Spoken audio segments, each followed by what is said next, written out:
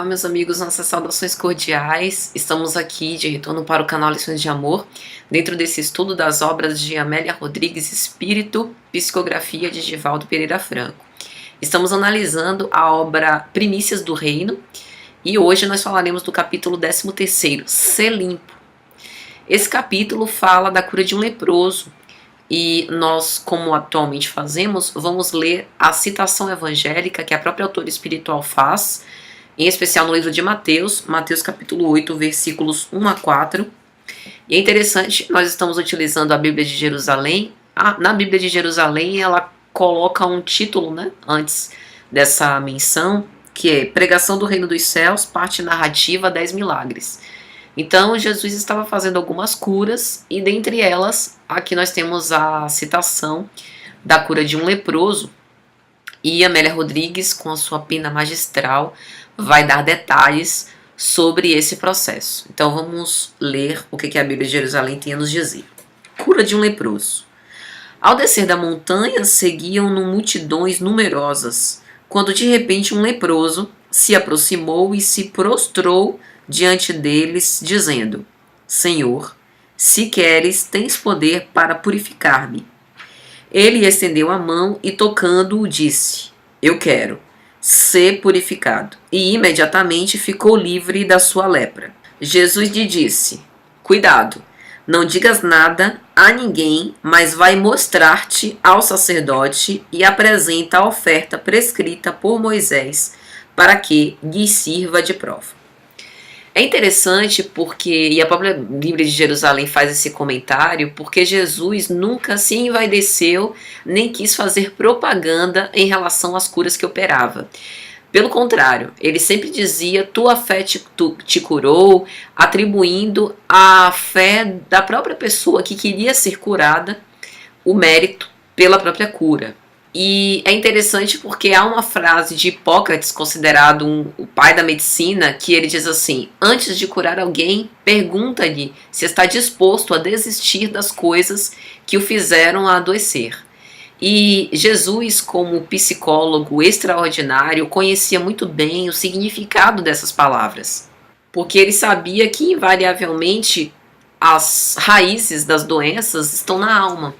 Então, inclusive, ele exortava que as pessoas que fossem curadas não voltassem mais a cair nos velhos equívocos para que não lhe sucedesse algo pior. Tanto por isso o significado das palavras dele, vai e não tornes a pecar.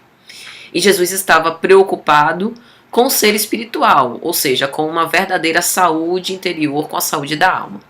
Nesse caso específico, ser limpo, ele aqui nos dá uma lição diferente, porque a abordagem do leproso com Jesus é um tanto quanto diferente. Senhor, se queres, tens poder para me curar. Então aqui a gente está falando de alguém que, cansado de sofrer, saturado do mal que lhe foi acometido, que já houvera tentado todos os recursos da medicina da época para se curar, que estava sofrendo o opróbrio, a miséria, o desdém, o estigma, a humilhação de todos, não tinha mais nenhum recurso. E nessa oportunidade, dessa dor infamante, é que em geral se abre para a gente novas perspectivas e perspectivas da cura real e legítima. Tanto que Amélia Rodrigues vai dizer: ele parecia nimbado de estranha luz, pairava à sua volta um halo de serena tranquilidade, como se aquele momento fosse para ele crucial e decisivo para que ele irrevogavelmente, de uma forma irresistível, se sentisse atraído e imantado pela figura do Rabi e acreditasse que ele seria o único efetivamente capaz de o curar. E aí Amélia Rodrigues vai narrar que a expiação de uma lepra é muito dura, porque como é uma doença muito severa, primeiro aparecem as primeiras manchas rosáceas por todo o corpo, depois começam a virar feridas pustulentas, por fim, num estágio mais terminal, pedaços de carne viva começam a se deslocar, a se desprender do próprio corpo. Então é como se a pessoa estivesse apodrecendo ainda em vida.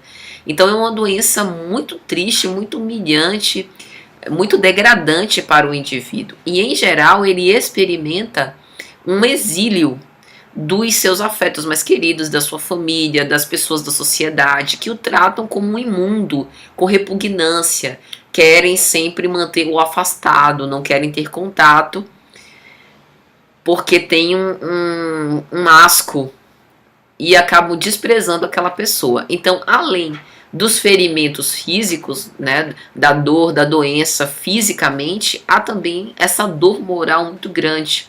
E aí Amélia Rodrigues vai dizer que no caso desse leproso, ele tinha perdido a faculdade de chorar, insensibilizara-se, sentia apenas a sua própria dor, profunda e cruel, vergastando-o sem cessar. Então, muitas vezes, quando a gente padece de uma forma inominável, como é esse caso, a gente acaba dando valor ao que verdadeiramente importa na vida.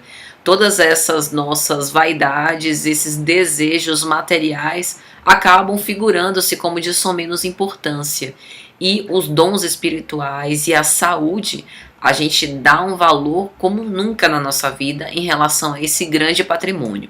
E aí Amélia vai dizer que quando o leproso procura Jesus, Senhor, se quiseres, podes me curar. Eu quero ser limpo. Uma força misteriosa começa a abalar as suas fibras do seu corpo fisicamente.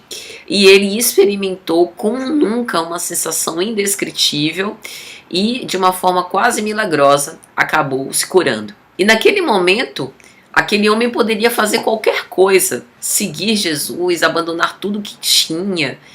E ele pergunta ao Cristo o que o Cristo queria que ele fizesse.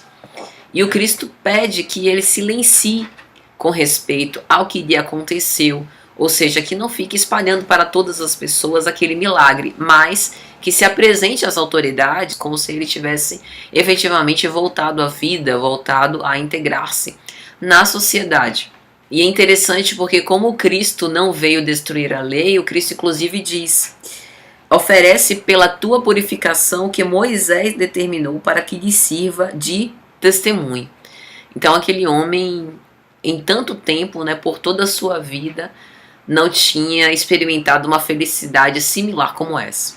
E insoptável curiosidade, né, assolou todas as pessoas que travaram contato com o leproso. E ele, sem poder disfarçar a sua alegria, acabou contando. E mais tarde, em reunião íntima com os seus discípulos, André em especial, como narra Amélia Rodrigues, vai perguntar: mas por que guardar segredo? A mensagem divina, ela não tem que ser propagandeada, alardeada aos quatro ventos para que todos saibam, né, do poder de Deus, e que isso inclusive dê mais força para a propagação da mensagem evangélica? E o Cristo, na pena de Amélia Rodrigues, responde da seguinte forma: sois o sal da terra. Para que serve o sal se perde o sabor? Diluindo-se no repasto, o sal se faz presente sem alarde, e todos o podem identificar. O reino dos céus não se fará notado pelas atrações externas. A terra sempre foi rica de homens e mulheres prodigiosos, profetas e rabis, curadores e adivinhos. Acima deles todos, no entanto, o Filho do Homem há velado. Então aqui a gente tem uma importante lição. Muitos se preocupam com o estardalhaço, com o alarido, com o quanto de reverberação, de barulho mesmo, a mensagem faz. E isso, em geral, atrai a atenção de multidões. Mas todos os atos, os ditos e feitos do Cristo, eles sempre foram revestidos de silêncio, de discrição. Todas as vezes que o Cristo precisou estar perante as multidões, foi para acolher, ajudar de uma forma indispensável. Mas ele não procurou os centros mais populares e que tinham mais brilho, mais visão, mais glamour na época. Procurou uma cidade pequena, interiorana, com poucas pessoas. Para o seu apostolado, procurou pessoas simples e não entre os ricos e poderosos da época, justamente porque a revolução do Cristo era toda uma revolução interior. Coração a coração, dentro de cada espírito. E aí Jesus explica ainda mais, né? Que o leproso de hoje foi o criminoso de ontem. Então ele mesmo recebeu como legado as suas atrocidades e o mal que ele fez. E aí Jesus vai dar um ensinamento que para a gente também é muito precioso. O legado que hoje recebeu é de responsabilidade antes que de merecimento. O Pai misericordioso não deseja a punição do filho rebelde ou ingrato, mas a sua renovação. E aqui é interessante, porque Deus não quer nos atormentar para que a gente sofra com o objetivo de pagar. Ele quer que o filho aprenda. Muitas vezes a gente acha que já aprendeu e que a gente não merece mais aquela punição tão injusta. Mas, na verdade, quem nos conhece intimamente é o Pai. E muitas vezes, quando nós recebemos uma glória, como por exemplo essas curas que ficaram célebres por intermédio de Jesus, foram porque aquelas pessoas já tinham uma renovação íntima, não porque elas merecessem, mas para que elas tivessem a responsabilidade de ter ali uma oportunidade de fazer agora melhor e diferente do que o passado delinquente. E aí ele arrematou: contudo, nem todos podem isso compreender. Então, mesmo quando nós recebemos uma glória, uma dádiva, como no caso desse leproso, que foi essa autêntica cura, e que a partir daquele momento poderia experimentar uma renovação de caráter, renascer pelo Espírito, nem todos assim procederam. Muitos caíram em velhos equívocos, em velhos erros, agora gozando de toda a saúde.